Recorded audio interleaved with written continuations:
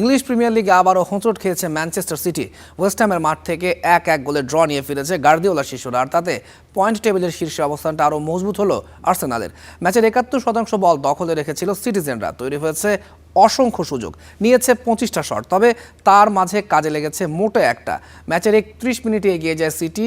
ওমার মারমাউসের কাছ থেকে বল পেয়ে চমৎকার গোলে দলকে এগিয়ে নেন বের্নার্দো সিলভা। এর মাত্র 4 মিনিটের মাথায় ম্যাচের সমতা ফেরায় ওয়েস্ট হ্যাম। জ্যারড বোয়েনের কর্নার থেকে হেডে ম্যান সিটির জালে বল পাঠান মাভ্রোপানোস।